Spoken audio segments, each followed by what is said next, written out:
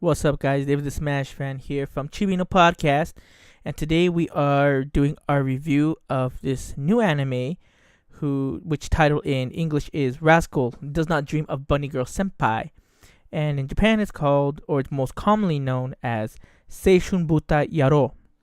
So this is episode 4 that has released today on October 24th. My bad.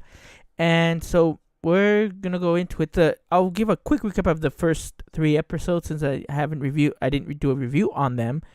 But basically, in that one, we are introduced to this concept called adolescent syndrome, where if people don't acknowledge your existence, like you slowly begin to fade away from the memories in a very small simple explanation. That's kind of what's going on with. And the main characters we have is Sakuta Asusagawa, and then the girl who's the bunny girl is Mai Sakurajima. So that's what this is, who they're focused on. And in the first 3 episodes, like, they go on this huge adventure where he forgets her and then finally remembers her and makes this huge gesture of a confession in front of the entire school to make her become, acknowledged of all of her peers, so that she's no longer having this issue where people are forgetting about her and that she's kind of like a ghost. Like, even her mom didn't remember her. I mean, it was messed up. But what's funny is, like, and then, he declares his love and she basically accepts, but not really. Like, they're kind of doing like this back and forth kind of thing, but showing that she does care for him as well as he for her. They do this in 3 episodes, and what's funny is I've been reading the manga on this, and I think it's the English translations haven't come out a lot, because I think they're in chapter 21 or 22, and in that one I swear it said that it ended, and that's where it ended episode 3 with them kind of getting together. In the manga they're holding hands, and that's it.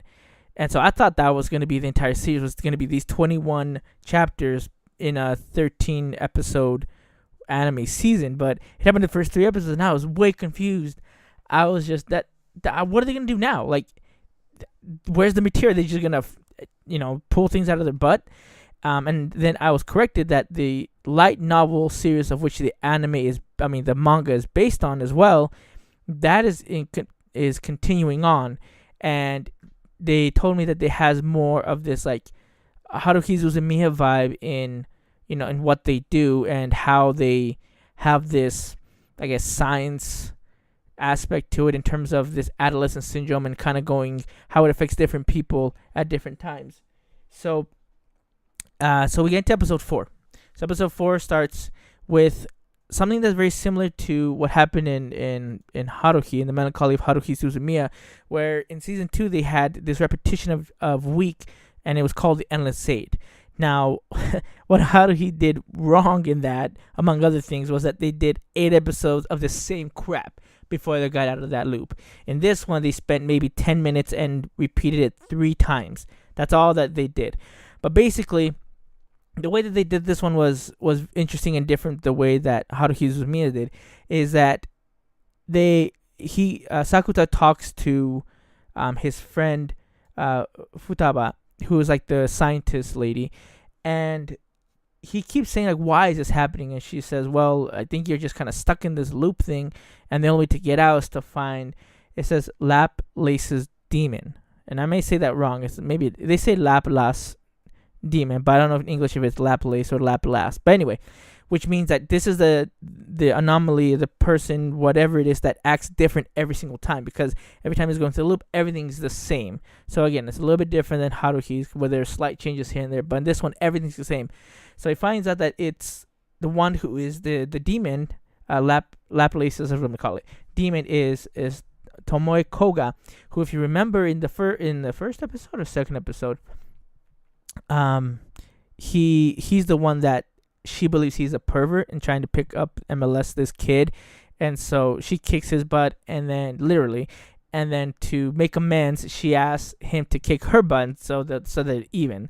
So he finds out that she's the one that's Laplace's demon, and come to find out, the reason why is because she's being asked out by this upperclassman called Maezawa. Now the issue is that he keeps asking around. She keeps saying, "No, let me some time to think about it." But the reason why he's saying this is because Rena, who is her friend, is the one that likes him, and they start going to his basketball practices and games. And unfortunately, this caught the attention of her and not of her friend Rena.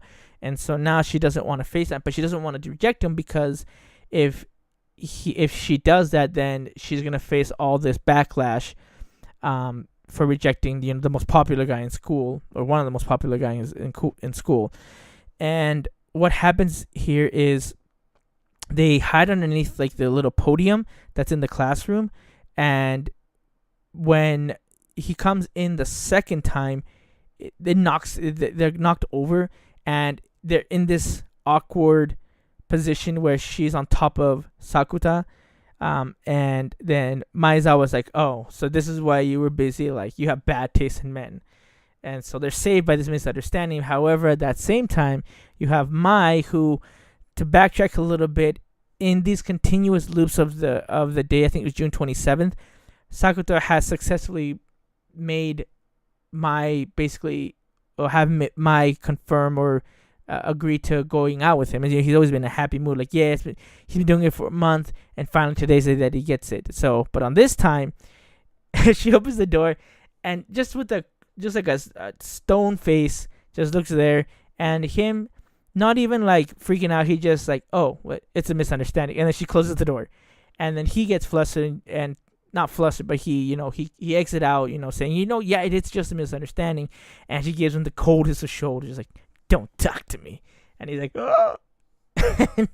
Oh man, that was awesome. I love the comedy in this show because it's very dry sometimes, and I know there's a lot of people that don't like that, but me, I love how dry it is because it's my type of humor that I use in everyday life, and so the way that they do that is just awesome, and the banter that they have, in the previous episodes is great.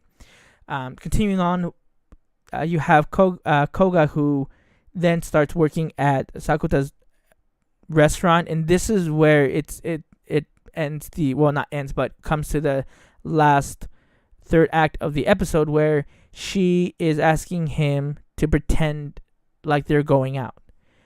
And the reason being is because, if they do this, then he won't get asked out by Maezawa again, because before that, Futua said that if this misunderstanding is corrected, she'll go after Maezawa senpai will still go after Koga, and this loop might happen again. So Koga's solution to this is to go out with him, at least for the rest of the semester, and then during summer semester or summer break, they'll be like, "Oh, we kind of fizzled out," and from there she can figure out what she can do about Maezawa senpai.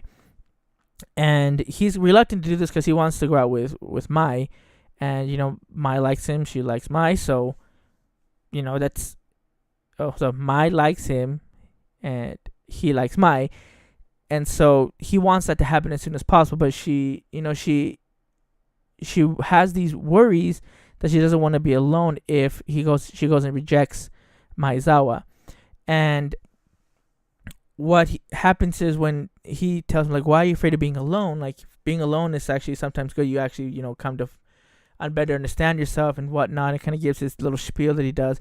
But she said the reason she doesn't want to be alone is because it's embarrassing. And at this moment, he begins to remember about his sister and her saying something similar when she's like, going to school is embarrassing. And, having this empathy for her, he agrees to pretend go out with Koga.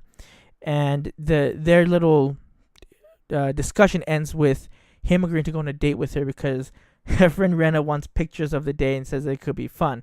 So he agrees to do that, and he contemplates what had happened that entire day, or the past 2 days, in the bathtub, where he's like, "Oh, this sucks." And he's like, "I wonder what Mai would have looked like." And she's like, she looked like she would have really had a funny face on her. It ends actually on a good note, because as he's getting out of the bath, his sister's watching a commercial that has Mai in it, because she just recently started getting these little jobs in dramas and whatnot. And then he hears a doorbell ring late at night, and he opens the door. He's freaking in his underwear still, and he opens the door, and there's Mai, and he's like, I can't believe that you didn't, come over to explain yourself. And it's funny because you see Mai, even though she might have been hurt and angry at the time that she saw Sakuta and Koga in that awkward and compromising position, she does understand that he's not that type of guy. He screamed out to the entire school that he loves this girl, and for him to sway his feelings so quickly, she doesn't buy it, and she knows there has to be something to it. And so now we're being introduced to, I guess, different girls, different people that are going to be affected by this adolescent syndrome, to better cement that it is an actual thing that's happening.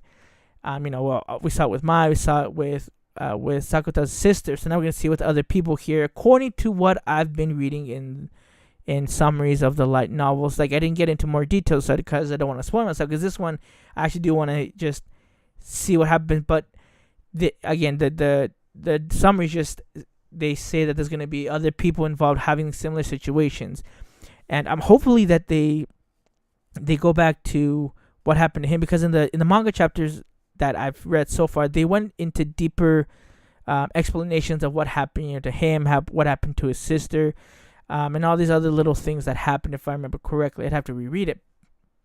So I hope they dig into that as well.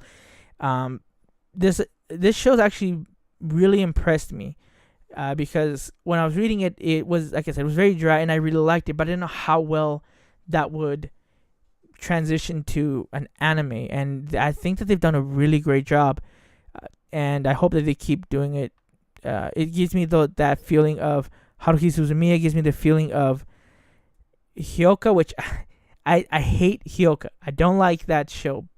I think it's way overrated. I think Japanese people, in my opinion, put it in such a high pedestal, and I don't understand why. But there was some mystery to it that they had, and some of that's also in this show as well, with the comedy, the drama, and the storyline. So I have high hopes for enjoying this show in its entirety, in its 13 episode run. This episode was a solid 8.5. That is actually, let's go 8.5 to 9, but leaning a little bit more towards 8.5. Just because I'm still not invested in Koga. I'm really interested to see what they're going to do, because my prediction for the coming episodes, if revolving this story, is that she's going to be understanding of the situation, but still be kind of hurt of how they have to act. So I'm waiting to see that tension, and that's what I'm going to love. So let me know what you think. Please like and subscribe to our channel, and listen to our podcast episodes. It's on podomatic.com/Chibi no podcast.